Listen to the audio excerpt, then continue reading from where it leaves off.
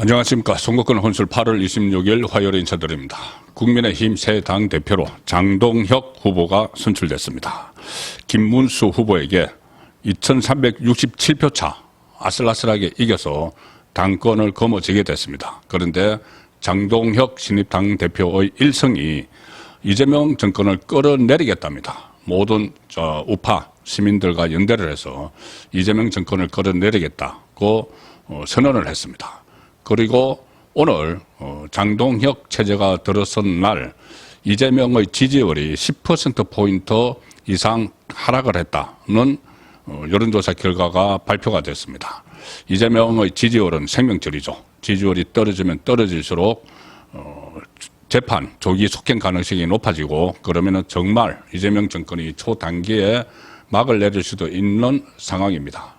지금 이재명 지지율이 50%대 초반으로 몇 군데 여론조사 기관에서 발표를 했는데 이번 조사에서는 40%대 중반으로 10%포인트나 떨어졌습니다. 한 달 전에 비해서. 자, 우선 국민의힘 새 대표에는 장동혁이 선출됐습니다. 외부에서 볼 때 강경한 반탄파, 탄핵 반대파 이렇게 부르고 있죠. 장동혁 후보가 김문수 후보에게 2367표 차로 이겼습니다. 장동혁 후보가 승리를 하는 데는 이 당심, 책임당원들의 압도적인 지지가 있었습니다. 이번에 당심, 그러니까 책임당원 투표 80%, 일반 국민 여론조사 여론조사 20%가 반영이 됐죠. 여론조사에서는 김문수 후보가 크게 이겼는데 이 80%가 반영되는 책임당원 투표에서 장동혁 후보가 김문수 후보를 넉넉하게 앞서는 바람에 결국 김문수 후보가 당권 도전에 실패를 하고 장동혁 체제가 출범을 하게 됐습니다.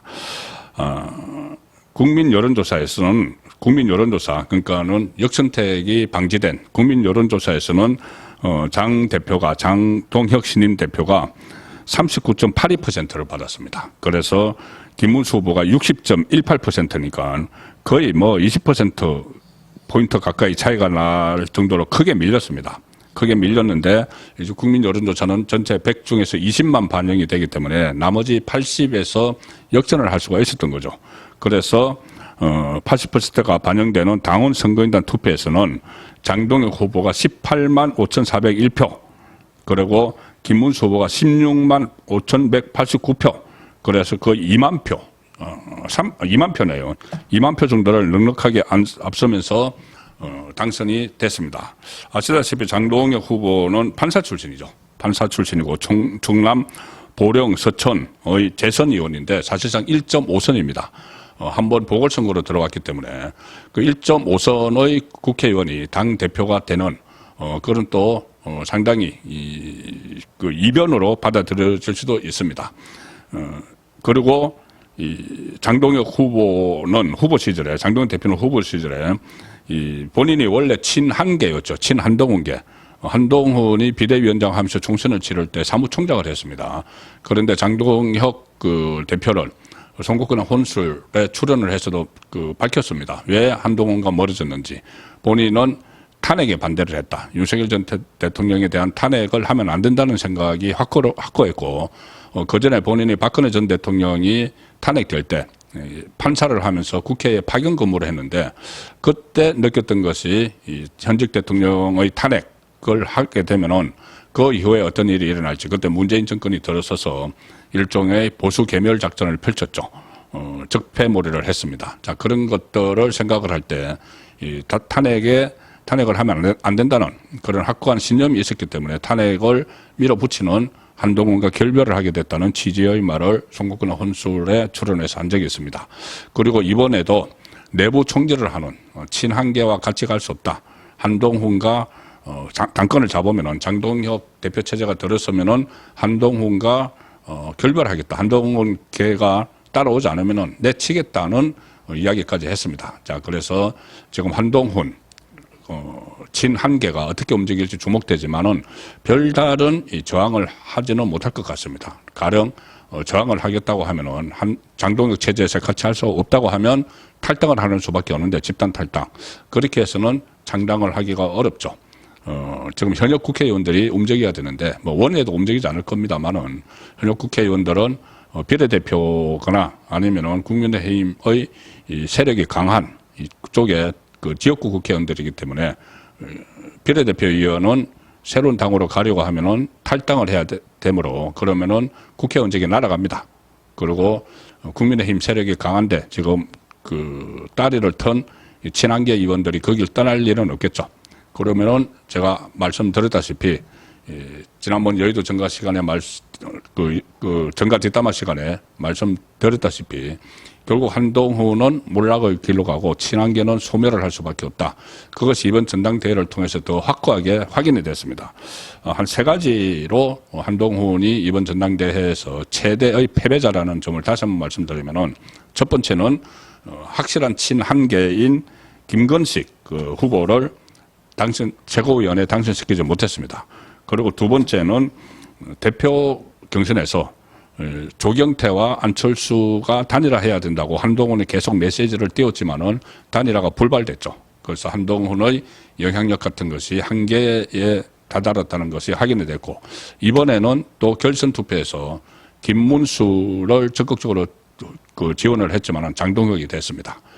장동혁을 최악 그리고 김문수를 차악 이렇게 규정을 하고 차악을 선택해야 된다고 한동훈이 직접 메시지를 띄웠지만 결과는 뒤집지 못했습니다. 그래서 이번 전당대회에서 본인의 한계를 여설히 한동훈은 느꼈다. 그렇게 볼 수가 있습니다.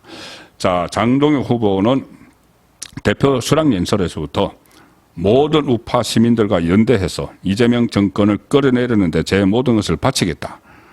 당대표 선택해 준 것이 혁신의 시작이다. 무거운 짐을 저 혼자 질 수 없다. 국민의힘이 혁신하고 이기는 정당으로 거듭날 수 있도록 끝까지 함께 해달라. 이런 메시지를 첫 일성으로 띄웠는데 이재명 정권을 끌어내리는데 제 모든 것을 바치겠다고 이야기했습니다. 이제 구체적인 방법론들은 하나씩 나오겠죠. 자, 이 상황에서 이재명 정권이 정말 끌어내려질까가 관심이죠. 지지율이 떨어지면은 이재명 정권은 끌어내려집니다. 재판이 속행되고 특히 선거법 같은 경우는 서울고등법원에서 두 번만 최대 두 번만 재판을 속행을 하면은 바로 지금 대법원에서 유죄 취지 파기환송을 했기 때문에 100만 원 이상 벌금 받으면은 그냥 대통령직에서 내려와야 됩니다. 그리고 조기 대선이 또 치러지죠. 자, 조기 대선이 치러지면은 뭐 혼란이 있다고 생각을 하실 수도 있지만은 차라리 그 방향이 국가의 장래를 위해서는 낫다. 지금 모든 이 기존 체제를 다 부정을 하는 그런 법안들을 계속 통과시키고 있죠. 노란봉투법, 상법, 양곡법, 앞으로 무슨 법안을 통과시켜서 이 정체성을 바꿀지 모릅니다. 국가의 정체성을. 그래서 끌어내려야 된다는데 설득력이 더 있다고 저는 봅니다. 지지율이 팍팍 떨어지고 있습니다. 오늘 조금 전에 발표된 것이 여론조사 전문기관 주식회사 에버리 리서치가 에버리 뉴스 그리고 미디어 로컬은 한국 지역 언론인 클럽입니다. 공동 의뢰로 조사를 했는데 이재명 국정운영평가는 긍정평가가 45.6 부정평가가 50.9 자, 골든크로스가 일어났습니다. 이 조사에서 최소한 이 조사에서는 긍정평가 45.6%는 이제 지난번에 리얼미터에서 51% 정도를 기록을 했죠. 그래서 이 40%대 추락이 멀지 않았다고 말씀드렸는데 추락도 40% 중반으로 추락을 했습니다. 45.6이면 본인이 대선에서 받았던 득표율보다 한 4% 까먹은 것이죠. 그리고 부정평가가 50.9 이것은 가반을 돌파를 했습니다. 부정평가가.